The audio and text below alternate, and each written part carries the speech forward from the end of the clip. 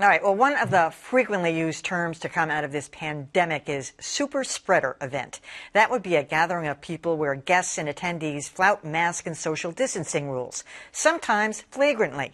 It's misbehavior the media loves to wag a finger at, but some media outlets may also have been willing enablers.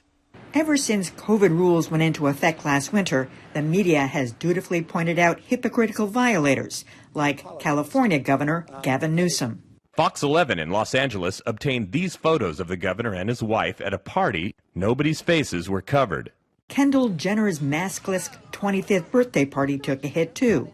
The party hasn't been well received by users on social media. And Kim Kardashian's 40th got similar negative reviews. Calling Kim's party out of touch and insensitive given the literal life and death struggles many are facing during the pandemic. When the daughter of White House Chief of Staff Mark Meadows was married in May, it got little attention.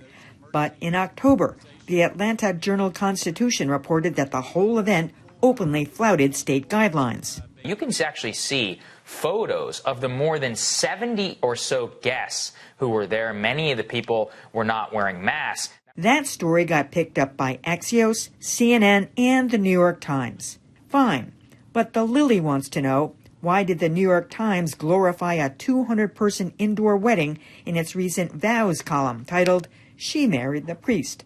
Pictures show maskless people inside St. Patrick's Cathedral with little or no social distancing.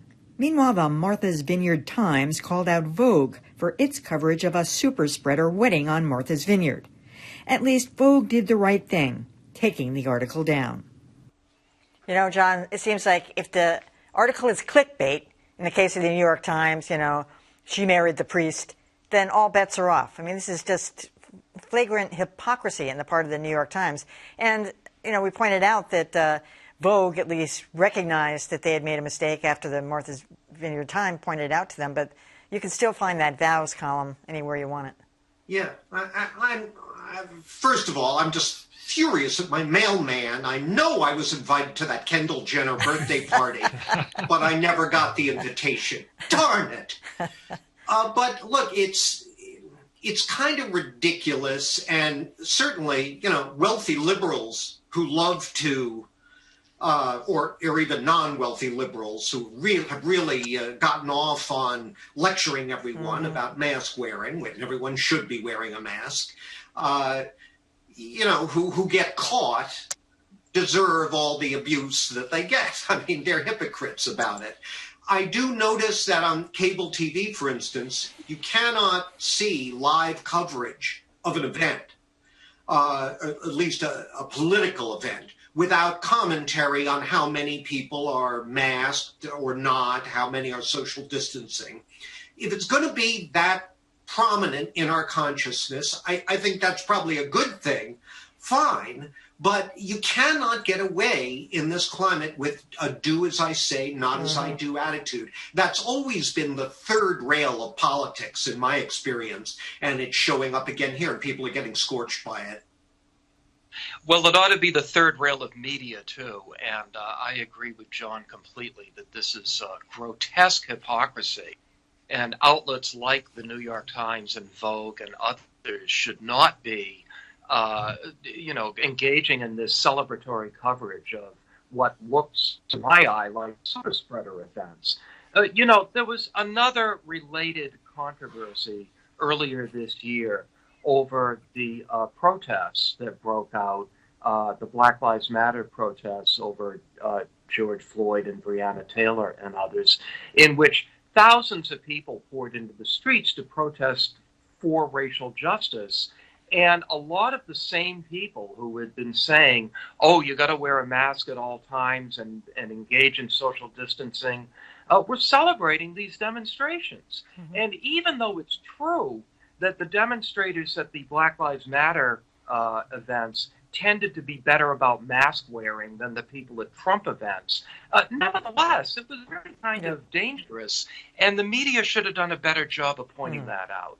Yeah.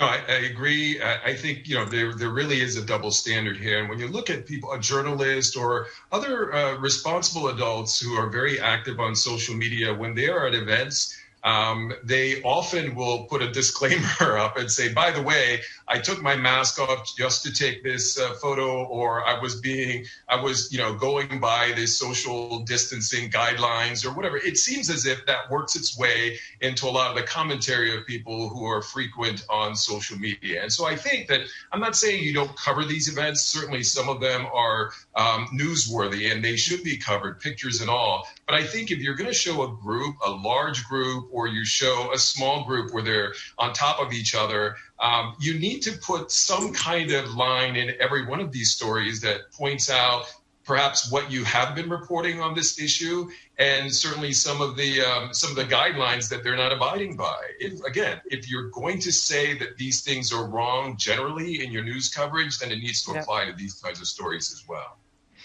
The vow section has always been one of my favorite reliable hate reads.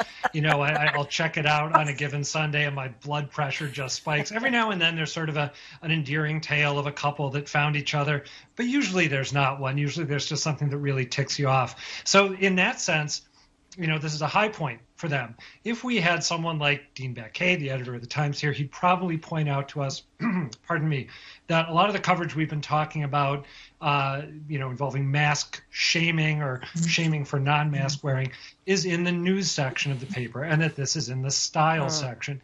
And that's true, but so what? At a moment like this, it's not inappropriate for there to be an understanding organization-wide that this isn't something you want to glorify, no matter who is doing it.